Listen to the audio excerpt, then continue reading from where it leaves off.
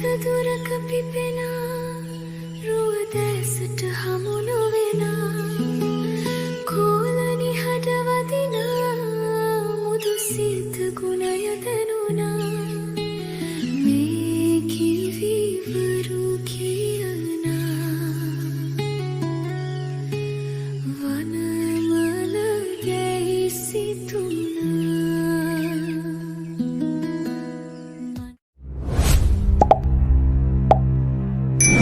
Stories by Sandula. සුබ උදෑසනක් ඔයාලා හැමෝටම.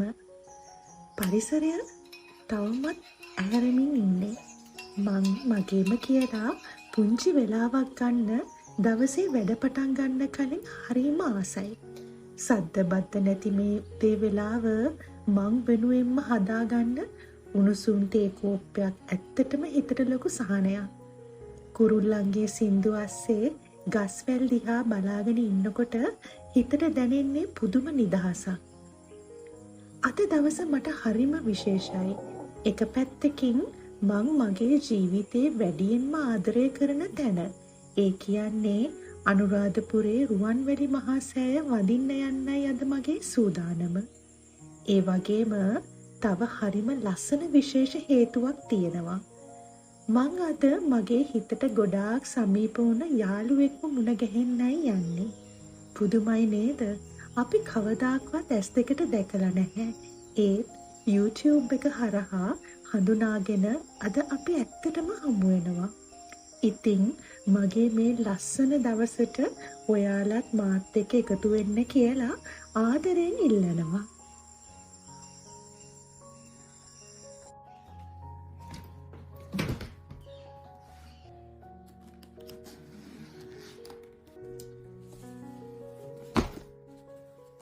ඕනම ගමනක් යන්න කලින් ට්‍රිප් එකක් යන්න කලින් බෑග් එක පැක් කරන එකත් මං හරි ආසාවෙන් කරන වැඩක්. මොන වගේ ඇඳුම්ද අඳින්න කියලා කලින්ම ප්ලෑන් කරලා තියෙන එක මට ලොකු ලේසියක්. ඉතින් මගේ විතරක් නෙමෙයි මගේ මහත්තයාගේ ඇඳුම් ටිකත් මං පිළිවෙලට අයන් කරලා තමයි බෑග් එකට දාගන්නේ. අපි යන්නේ පූජා භූමියකට නිසා රුවන්වැලි මහා සෑය වඳින්න යන්න හරිම ඩීසන්ට් සුදු ඇඳුම් කීපයක් මං විශේෂයෙන්ම ලෑස්ති කරගත්තා. මම හරි කැමති ලුංගි ස්කර්ට් එක ඇඳලා සුදු බ්ලවුස් එක ඇඳලා පන්සල් යන්න. ඒ වගේම මේ ටොයිලටරි බෑග්ස් උත් ට්‍රැවල් සයිස් බොටල්ස් එහෙම ෂැම්පූ බොඩි වොෂ් මේ ටික ඔක්කොම මම මේ බෑග් එකේ දාලා තියාගත්තා. මේක වෙන් කරලා තියෙන්නෙම ට්‍රිප්ස් වලටම තමයි. ඒ වගේම අපේ ටූත් බ්‍රෂ් උයි ටූත් පේස්ට් උයි මේ පොඩි කන්ටේනර් එකේ තමයි දාලා තියාගන්නේ. එතකොට ට්‍රිප් එකක් යන්න ගියාම අරක මේක අමතක වුණා කියලා වොරි වෙන්න ඕනේ නැහැ. මේ ටික ගත්තා බෑග් එකට දාගත්ත ට්‍රිප් එක ගියා.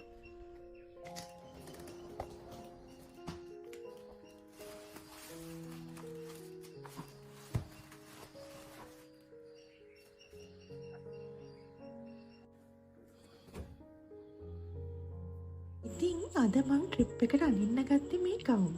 මේක අරගෙන ටිකක් කල් වෙනවා. ඒත් අද තමයි ඉස්සෙල්ලාම අඳින්නේ. මං හරි ආසයි ලස්සනට අඳින්න. මේ ඇඳුමට ගැලපෙන මේ ගෝල්ඩ් පර්ස් එකයි මේ සැන්ඩල්ස් දෙකයි ඒ වගේම මේ හෙයාර් ක්ලිප් එකයි මට හිතෙනවා මැච් වෙනවා කියලා. ලේඩි කෙනෙක් වුණාම අපි හැමෝම තමන්ගේ පෙනුම ගැන ටිකක් හිතන්න ඕනේ. ඒක එක්ස්පෙන්සිව් ඇඳුමක් වෙන්න ඕනේ නැහැ. ඒත් පිළිවෙලට පිරිසිදුවට ඇඳලා පැළඳලා ඉන්න එක අපේ හිතටත් ලොකු සහනයක් වගේම ලොකු ආත්ම විශ්වාසයක් ගේනවා. අපි අපේ පෙනුම ලස්සනට තියාගන්න එකෙන් පේන්නේ අපි අපිටම කොච්චර ආදරේද කියන එකයි. වගේම මේ යන්නේ විශේෂ ගමනක්නේ. එතකොට පිළිවෙලට යනකොට ඒ හැම දෙයකම අපි දෙන්නේ අපිටම ගෞරවයක්. මේ ඉතින් පල්ලෙහාට බහැලා එනකොට බලන්නකො මේ මෙතන වෙන දේ. මේ පොල් කිච්ච ඇවිල්ලා බුද්ධ පූජාවෙන් කනවා. අනේ ඉතින් මම දන්නේ මේක හොඳ දෙයක්ද නරක දෙයක්ද කියලා. ඒත් මේ සත්තු දන්නේ නෑනේ මේ බුදුරජාණන් වහන්සේට පූජා කරලා තියෙන බුද්ධ පූජාව කියලා. අපි ඉතින් එලවන්න ගියෙත් නැහැ. පවුනේ. එයා බඩකිනි නිසානේ කෑම කන්නේ.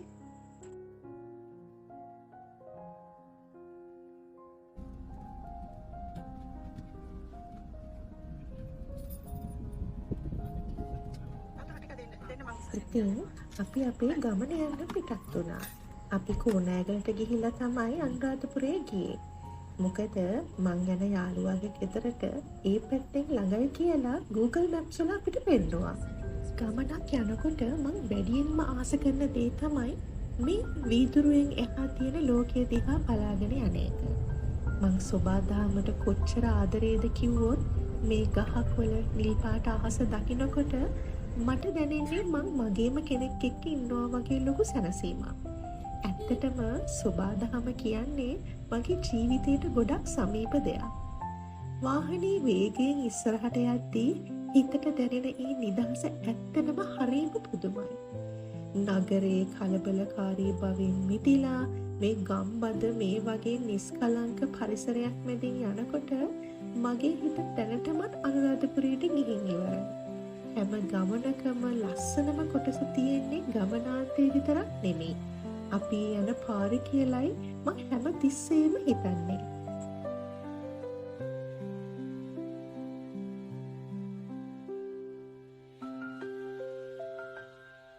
මේ අපි පාස් කරන්නේ රිටිගල කන්ද.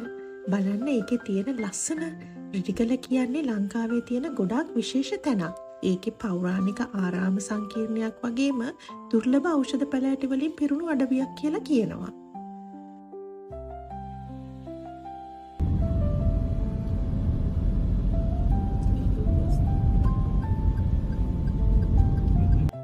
ඉතින් දැන් අපි ඉන්නේ මගේ යාළුවාගේ ගෙදර හරිම කිට්ටුවෙන්. එයා කලින්ම එයාගේ ලොකේෂන් එක අපිට එවලා තිබුණ නිසා අපිට පාර හොයාගන්න එක ලොකු දෙයක් වුණේ නැහැ. අතරමඟදී පොඩි ඩිලේස් වුණා. වැරදි පාරවල් වල එහෙම වැටිලා. අන්තිමේදී අපි නිවැරදි පැත්තටම ආවා.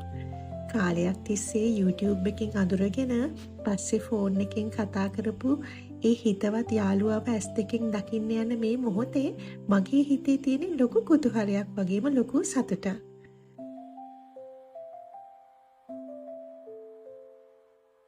මෙන්න මෙයාව තමයි මම මුණ ගැහෙන්න ආපු ඒ විශේෂ යාළුවා. දිනේශිකා කුමාරසිංහ. ඔයාලා ගොඩක් දැනටමත් මෙයාව දන්නවා. දිනේශිකා කියන්නේ හරිම ශක්තිමත් ඒ වගේම හරිම මොටිවේෂනල් කෙනෙක්. ඒ වගේම යාට ආදරණීය මහත්තයෙකුත් හරිම ලස්සන චූටි දූලා දෙන්නෙකුත් ඉන්නවා. මං ඇත්තටම පුදුම වුණා එයාගේ ගේ දොර තියෙන පිරිසිදුකම දැකලා. YouTube එකේ තියෙන vlogs වල තියෙන videos වල වගේමයි මුළු ගේම වගේම වත්තත් හරිම ලස්සනට පිළිවෙලට තියෙනවා. ඇත්තටම කියන්න ඕනේ මං එයාව මුණ ගැහුණ සතුටටයි කතාවට වැටුණ නිසායි ගොඩාක් දේවල් වීඩියෝ කරන්නත් මට අමතක වුණා. සමහර වෙලාවට කැමරාවට වඩා ඒ මොහොත විඳින එක වටිනවා කියලා මට හිතුණා.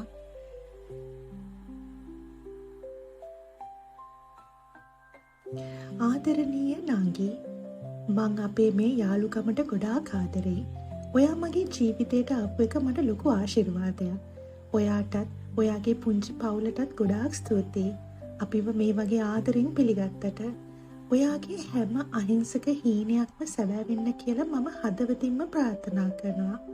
ඔයාව දාලාවේ හිතකින් නෙමෙයි.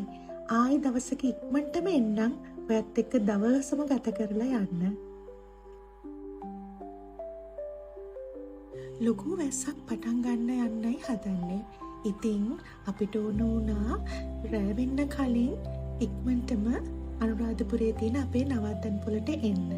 ඉතින් ගොඩාක් අමාරුවෙන් තමයි දිනේශිකා නංගිටයි චූටි පැටව දෙන්නටයි සමුදීලා ආවේ. ඉතින් වාහනේ පේන්නේ නැති වෙනකන් චූටි පැටව දෙන්න අපිට අත වැළුවා. අනේ හරිම ලෝභ හිතුණා මට මේ ඉක්මනටම එතනින් එන්න වෙච්ච එක ගැන.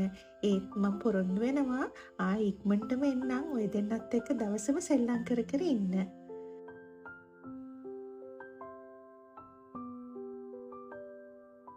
ඉතින් අනුරාධපුරයට යන පාරේදී අපිට මේ ලස්සන වැව හම්බුණා. ඒකේ තිබෙන සුන්දරත්වය නිසාම මට ඕන වුණා පොඩ්ඩක් නතර වෙලා ඒක බලන්න. ඇත්තම කිව්වොත් මට මේ වැවේ නම නම් හරියට මතක නැහැ. ඒත් ඒකේ තිබුණ මේ නිසල බව නම් මට කවදාකවත් අමතක වෙන්නේ නැහැ. මං කලින් කිව්වා වගේ මම සොබාදාමට පුදුම විදියට ආදරය කරන කෙනෙක්. මේ හමන උලඟත් එක්ක මේ වගේ තැනක පැය ගාණක් වුණත් බලාගෙන මට ඉන්න පුළුවන්. ඒ නිහඬ බවට මම හරිම ආසයි. මගේ හිතට දැනුනේ හරිම පුදුම සහනයක්. දිරසදලු තලසලු පිරිසත රක්කොන රන්සර වැයෙන රඟ හල තුල ඉසී බුලන සුන්දර මුහුළු පෙළ අතරේ කිසි මදින මින් පෙර නුදුටු ඔබ කවුදැයි කියනු මෙන අපි මේ වැව පහු කරලා යනකොට තමයි මේ ලස්සන දර්ශනය දැක්කේ. ඔයාලට පේනවද වැව එක පැත්තකට විතරක් වහිනවා. ඇත්තට මේ වහින්නේ රුවන්වැලි මහා සෑය පැත්තටයි ජයශ්‍රී මහ බෝධීන් වහන්සේ වැඩ සිටින ඒ පූජ භූමියට. ඒ පැත්තට තමයි ඒ ආශිර්වාද වැස්සක් වගේ වහින්නේ. මේ වෙලාවේ තමයි සාමපාගමන ආරම්භ වුණේ. ජයශ්‍රී මහ බෝධීන් වහන්සේගෙන් ලබාගත් ඒ පෝ අංකුරයක් වඩම්මාගෙන යන පඤ්ඤාකාර හාමුදුරුවෝ වැඩලා තියෙන්නේ මේ වෙලාවේ තමයි. අනේ මට ඒක පස්සේ තමයි දැනගන්න හම්බුනේ. මට හිතුණා ඒ වෙලාවේ අපිත් එතන හිටියනම් හොඳයි කියලා. අම්මවයි තාත්තමයි අපි හිටපු නවාතැන් වලින් බස්සලා අපි රෑ කෑම ගන්න ආවේ මේ අලුත් රෙස්ටුරන්ට් එකට. මේකේ ෆස්ට් ටයිම් තමයි අපි රෑ කෑමට ආවේ. මේකේ නම ආරච්චි. හරිම ලස්සනට ඩිසයින් කරලා තිබ්බ පොඩි රෙස්ටුරන්ට් එකක්. පොඩි කිව්වට පොඩිමත් නෑ. මේ පැත්තේ හැටියට මේක ඇත්තටම ලොකුයි. කෑමත් හරිම රසයි. ඒ වගේම සාධාරණයි. ඉතින් මං හිතුවා ඔයාලටත් බලා ගන්නම චූටි වීඩියෝ ක්ලිප්ස් ටිකක් අරගන්න. මොකද මේ රෙස්ටුරන්ට් එක හරි ලස්සනට ඉන්ටීරියර් ඩිසයින් කරලා තිබ්බා.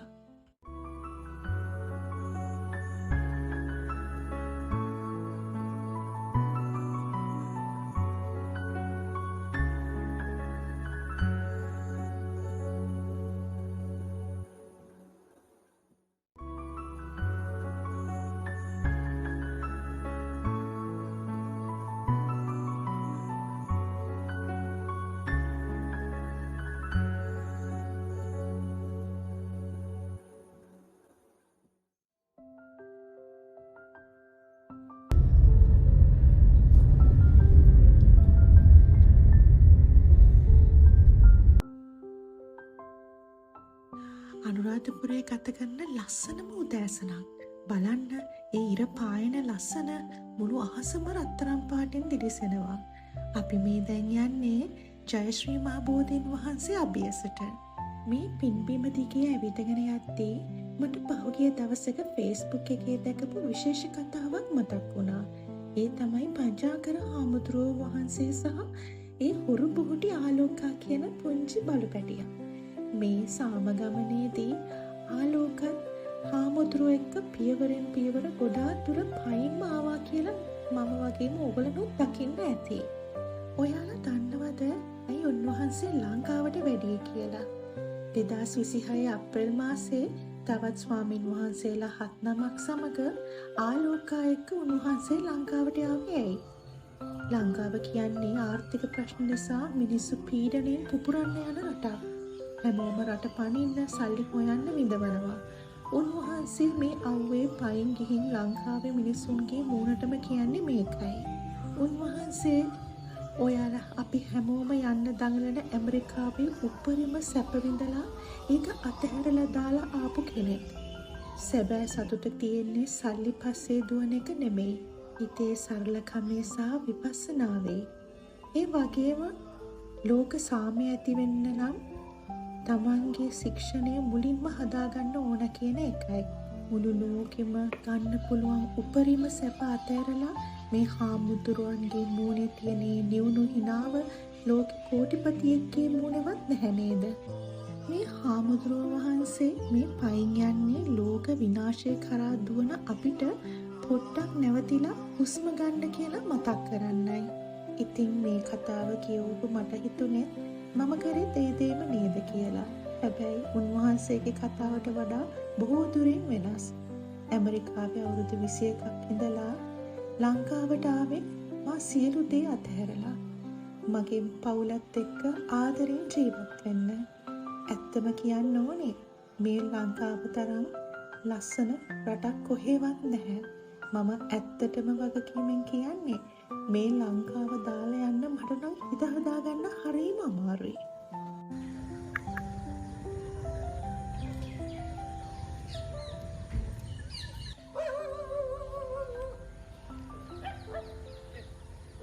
මේ ලස්සන සෙබඩගේ පස්සේ බල්ලෙක් එළවනවා. අනේ බොහොම අමාරුවෙන් බල්ලට සරගල්ලා තමයි සෙබඩව බේරගත්තේ. ඊට පස්සේ අපි ගියේ මේ ලෝකයේ මම ආසම තැනට. ඒ තමයි රුවන්වැලි මහා සෑය. මගේ හිත වැඩියෙන්ම සුවපත් කරන මේ විශ්වයේ මම වැඩියෙන්ම ආදරය කරන තැනටයි. ස්වර්ණමාලි මහා සෑ රජාණන් වහන්සේ.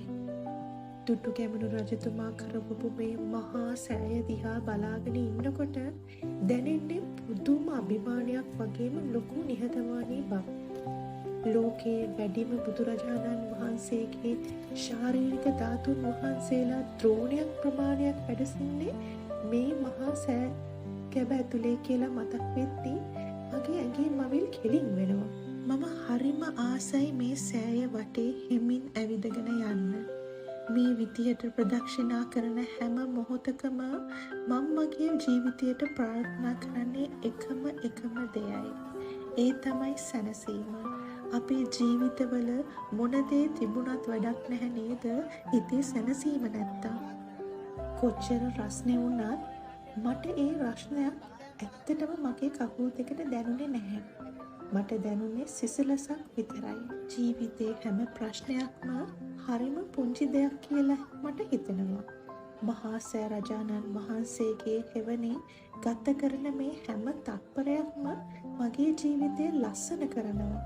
මේ තමයි ඇත්තටම ලස්සනටම ජීවත් වෙනවා කියන එකේ තේරුම. මං හිතනවා ඔයාලා හැමෝම මාත් එක්ක එකඟ වෙයි කියලා. එදා තමයි ස්වර්ණමාලි මහා සෑ රජාණන් වහන්සේට හුණු පිරියම් කරන නැකත තිබුණේ. ඉතින් මාත් මගේ පවුලේ අයත් පෙර කරපු පිනකටද කොහෙදෝ අපිටත් අවස්ථාව ලැබුණා ඒ අවස්ථාවට සහභාගී වෙන්න. ඒ වගේම දෑසින් දැකගන්න.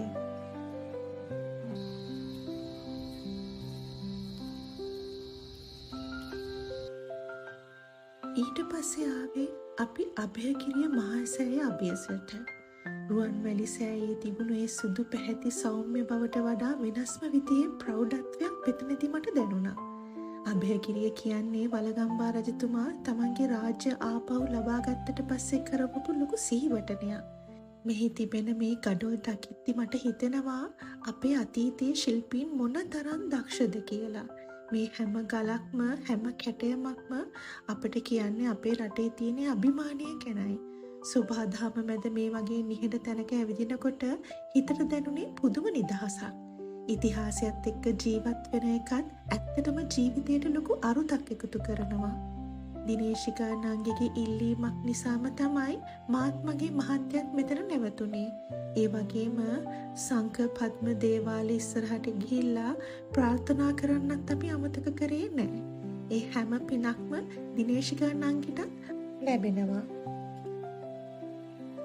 අද ගමන නිමා වෙන්නේ මගේ හිතට ලැබුණු ලස්සන තෑග්ගක් එක්ක. දිනේශිකා මට දුන්නේ නිකම්ම තෑග්ගක් නෙමෙයි. මම මගේ හිතේ කාලයක් තිස්සේ මවාගෙන හිටපු හීනයක්. පුදුමයි නේද? එයා කොහොම හරි මගේ හිත කියෙව්වා වගේ. මම මගේ බුදුහාමුදුරුවෝ ළඟ තියන්න මේ පුංචි පෝපැලයක් හොයයි හිටියේ. මට කියන්න වචන නැහැ. ඔයා ඒක ලබා දුන්නට ගොඩාක් පිං. මේ පුංචි පෝපැලය මගේ ගෙදරට ගේන්නේ අනුරාධපුරයේ ඒ ශාන්තියමයි කියලා මට හිතෙනවා. ඉතින් මගේ මේ ලස්සන දවසට එකතු වුණ ඔයාලා හැමෝටමත් ගොඩාක් ස්තුතියි. යාළුකම, භක්තිය සහ සෝභාදාමේ සුන්දරත්වයේ මැද ගත වුණු මේ පැය කීපය මගේ ජීවිතයට ලොකු ශක්තියක් වුණා. අපි හැමෝම අපේ ජීවිතේ පුංචි දේවල් ඇතුලේ ලස්සන හොයන්න උත්සාහ කරන්න ඕනේ. ඉතින් මාව අහගෙන හිටිය ඔයාලට, ඒ වගේම මාව බලාගෙන හිටිය ඔයාලට මම හැමදාමත් ආදරේ. තවත් මේ වගේම ලස්සන කතාවකින් අපි ආයෙත් මුණ ගැහිමු. මම සන්දුලා. මේ ස්ටෝරීස් බයි සන්දුලා. ඔයාලා හැමෝටම තෙරුවන් සරණයි.